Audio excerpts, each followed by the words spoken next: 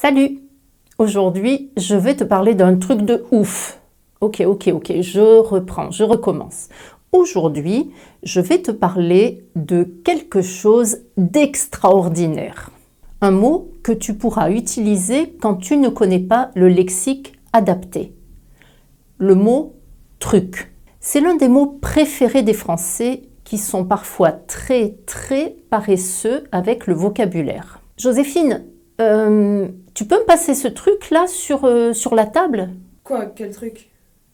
Ça? Non, pas ça, le truc à côté. Ah, ça? Ok, merci. Très pratique, le mot truc, non? Il peut remplacer tous les noms. Mais attention, pas les verbes ni les adjectifs, ok? Juste les noms. Donc, si tu ne connais pas un mot, un nom, fais comme les Français, utilise truc. On l'emploie aussi quand on a oublié le nom d'une personne. Hier, j'ai dîné avec truc.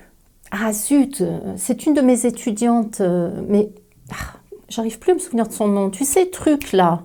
Ah, Heike. Oui, voilà, j'ai dîné avec Heike. Le truc est devenu une sorte de tic de langage utilisé tout le temps dans des contextes très différents. Tu es prêt? Chérie, il faut que je te dise un truc. C'était vraiment super gentil de m'offrir un baptême de plongée pour mon anniversaire.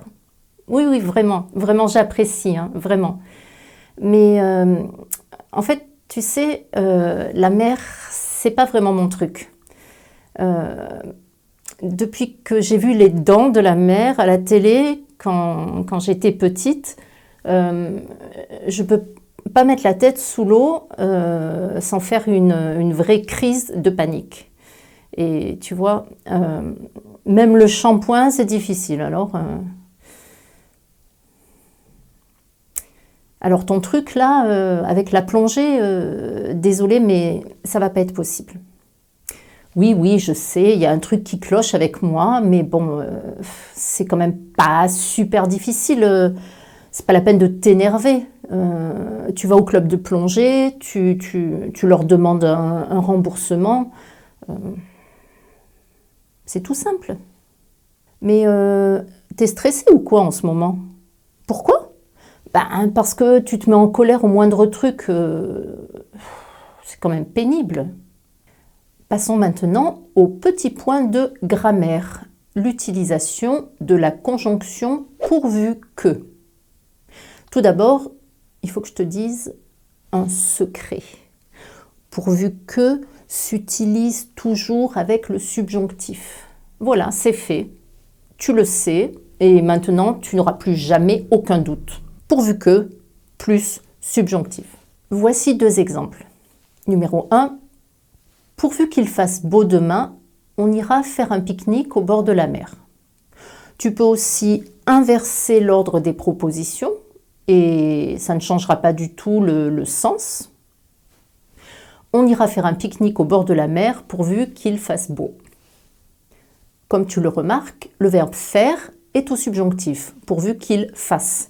C'est normal, on l'a vu précédemment. Dans cet emploi, pourvu que exprime une condition. Tu pourrais reformuler cette phrase en disant « À condition qu'il fasse beau demain, on ira faire un pique-nique au bord de la mer ». Tu remarques également que « à condition » est suivi du subjonctif. Dernière alternative, s'il fait beau demain, on ira faire un pique-nique. Et là, tu as une phrase avec si plus le présent plus le futur simple. Deuxième utilisation de pourvu que ma fille réussisse le permis de conduire. Le verbe réussir est conjugué au subjonctif, c'est normal. Dans ce contexte, pourvu que introduit un autre sens. Tu remarques peut-être que la phrase est une exclamation. À la fin de la phrase, il y a un point d'exclamation. Tu pourrais reformuler cette phrase en disant « J'espère que ma fille réussira son permis de conduire ». L'idée exprimée, c'est un souhait. Pourvu qu'elle réussisse, j'espère qu'elle réussira, je croise les doigts pour qu'elle réussisse. Et finissons cette newsletter avec un petit peu de phonétique. J'en profite pour te rappeler que si tu veux travailler ta prononciation, j'ai préparé une formation spécifique sur ce sujet. 20 modules thématiques, des leçons claires et structurées, des exercices et leurs corrections. En tout, ce sont 90 petites vidéos accompagnées de PDF afin que la prononciation du français n'ait plus de secret pour toi. La phonétique du jour porte sur l'une des 4 nasales du français, la nasale 1.